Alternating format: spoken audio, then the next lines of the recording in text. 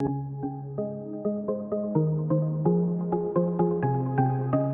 everyone, I'm Kat and welcome to my channel, Naturally Beautiful Girl. Today I'm going to be testing out some of the new makeup from Burt's Bees, and I've gotten some questions about these in an earlier video and I wanted to go ahead and try them out. So I know that they are not the cleanest in terms of ingredients, and it's the same thing with Bound makeup as well. These are brands that are cleaner than what is conventionally on the market, and they are more accessible. I did pick these up from Ulta.com.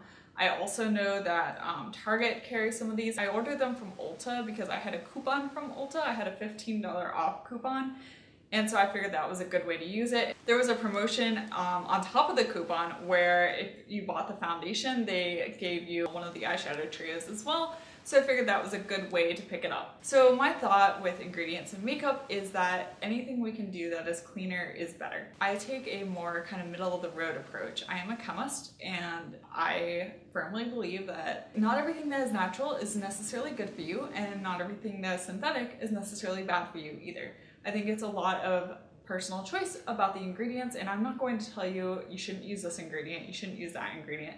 There are certain ingredients that I will not use, but that does not mean that it is the right choice for you to make regarding that ingredient as well. What I do like to do on this channel is review products, let you know how they perform. I can tell you whether or not the foundation works well, if it works well on my oily skin, how the coverage is, how the shades are, stuff like that. I just go with what I'm comfortable with, and I let you know what works for me, but once again, it is your choice of whether you are comfortable with the ingredients or not. To dive right in, I am going to be doing a first impressions of Burt's Bees makeup. I have their foundation, I have an eyeshadow, I have a blush, and I also have one of their mascaras. I don't have any of their lip products because I feel like those have been out for a while and that there are other people that use them.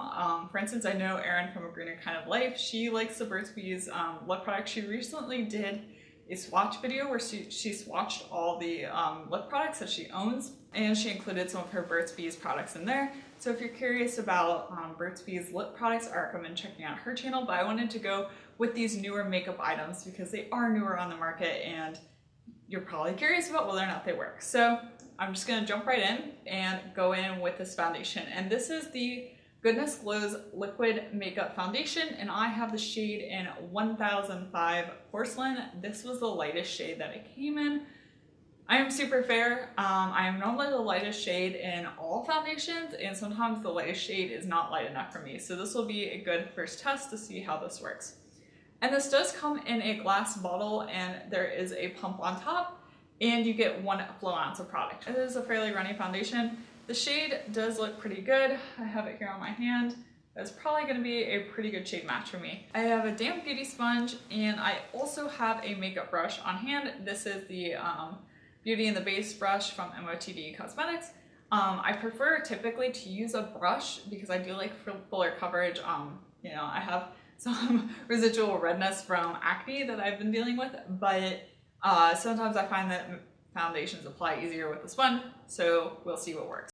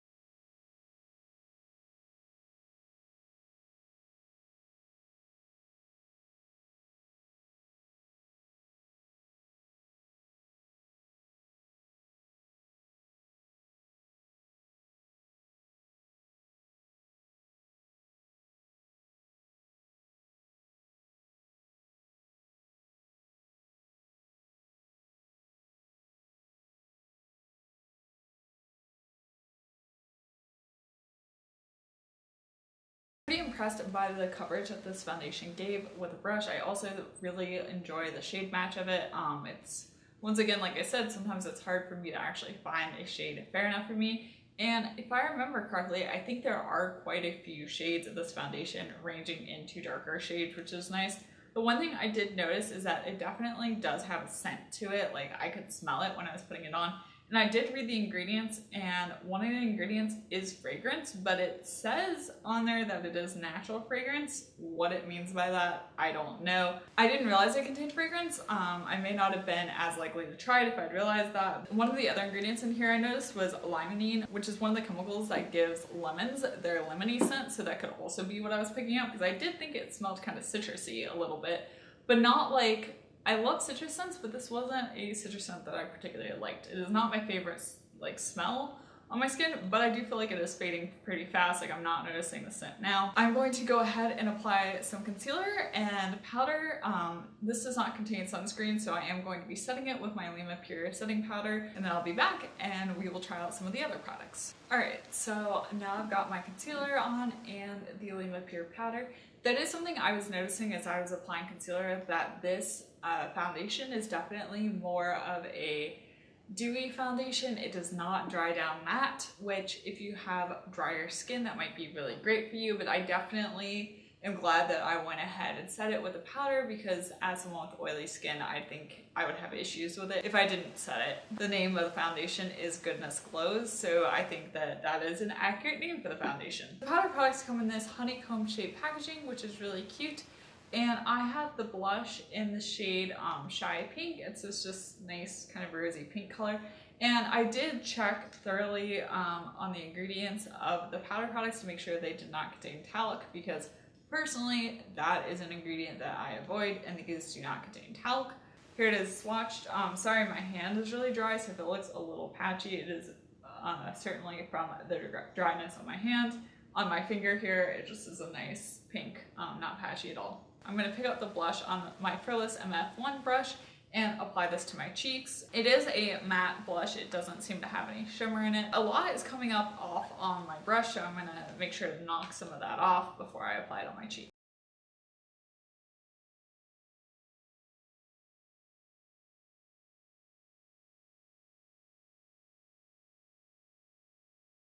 Blush is a lot more pigmented than what I was expecting. I kind of have a case of doll cheeks right now. I'm just gonna go back in with my powder brush and try and blend this out a little bit.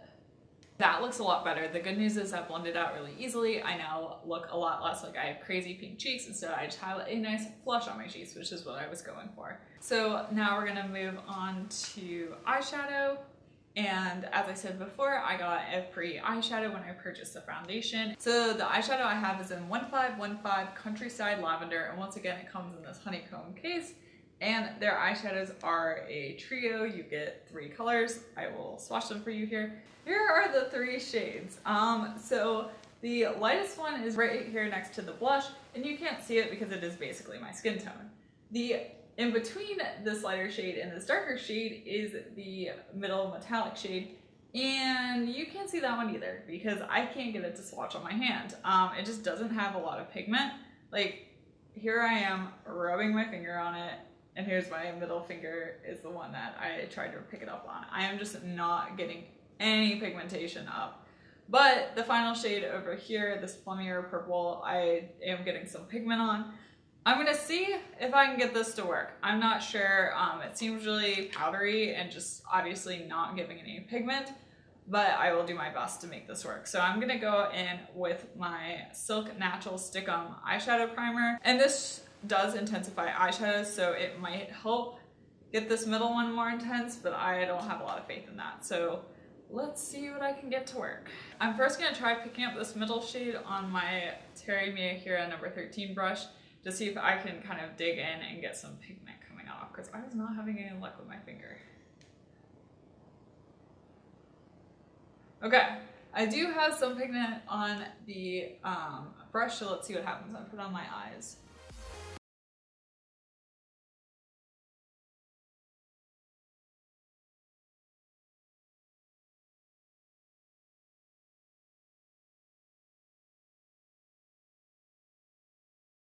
A little bit of something on my eyelids, but in order to get any pigment to come up on this brush, I literally had to take the brush and I'm gonna try and show you here. I had to take the brush and like actually like dig in the eyeshadow like this in order to get any pigment to come off on the brush. I'm normally not that critical of a person, but that middle shadow may be one of the worst eyeshadows I've ever seen. I have like a little wash of color on my eyelids, but that's about it. If you are into supernatural makeup, this would be good, but otherwise, if you want something more intense, this is just not working. I don't know if you can see this, but there's like flecks from the purple eyeshadow all in the white eyeshadow and some in the darker eyeshadow and all over the whole compact because I was having to dig in it so hard to get any pigment to come out. I'm actually going to take this Miss Shady Lady brush from MOTD Cosmetics and pick up the lightest shade here and just run that in my crease and up to my brow bone, and then I'm actually going to go back in with a fluffy brush and pick up more of this middle purple color and try and blend it up a little bit because I realized I don't have much of a crease color in here. I just kind of have this color, and then this color I will probably put in my outer corner and then maybe on my lower lash line. So trying to get a full eye look here. Also the colors in here are just not set up super well to get a full eye look, but we'll see what we can do.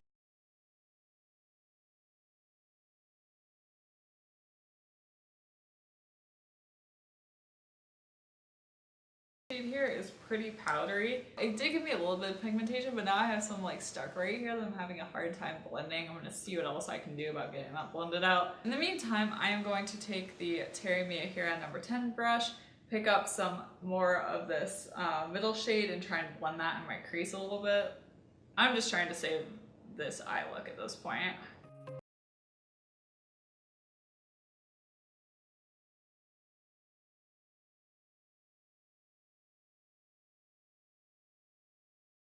I was able to get a little bit of pigmentation in my crease. I think I'm gonna pick up a little bit of this dark purple also on this brush because I'm gonna blend it on the outer corner and then take it up into my crease a little bit.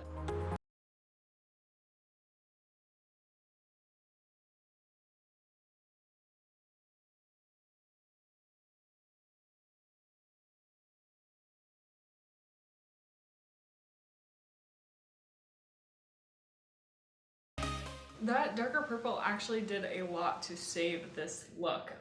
It was very pigmented and it blended out without too much of a problem. So I'm actually going to pick up a little bit more of that dark purple on my Terry Mia here number 14 brush and apply that along my lower lash.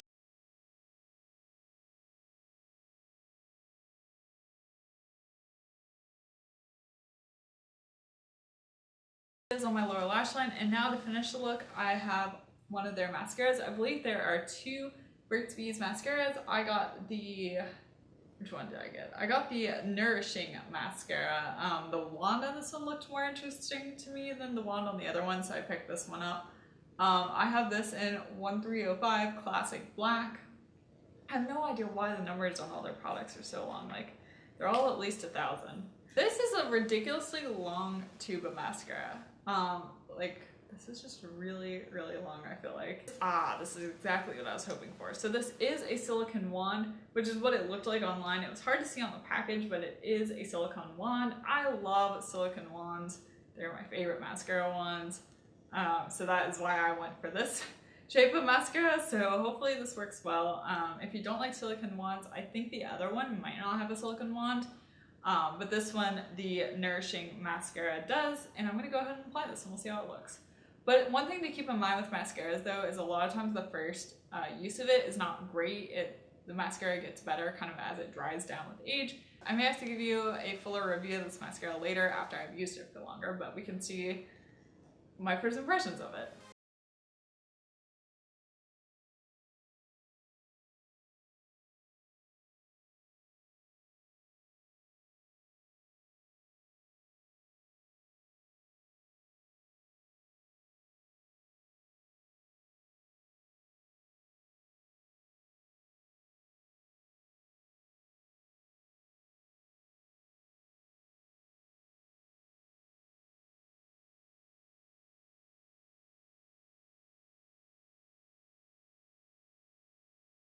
One eye with mascara and here is one without for comparison.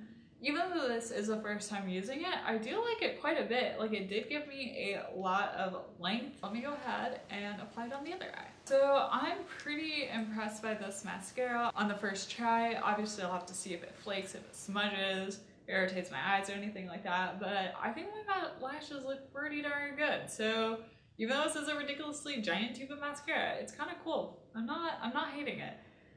So overall, I think that this foundation is really interesting. I wish that it did not have any sort of fragrance in it. That would make it better, but it is definitely a more natural foundation, which is nice. It's something you can get at Walmart, at Target, at Ulta.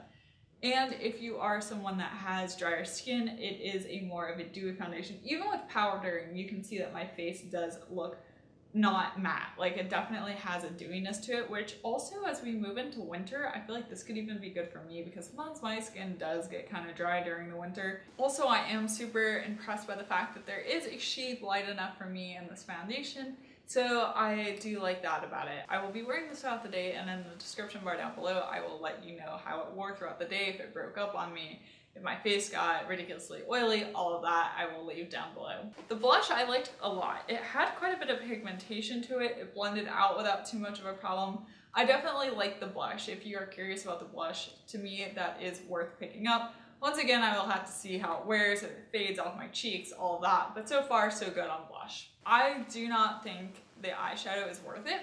I think there are so many other better eyeshadows you can get. I think, for instance, I love the Pacifica Pink Nudes palette. That is a great eyeshadow palette. Just because this color here lacks pigmentation and it's just hard to work with.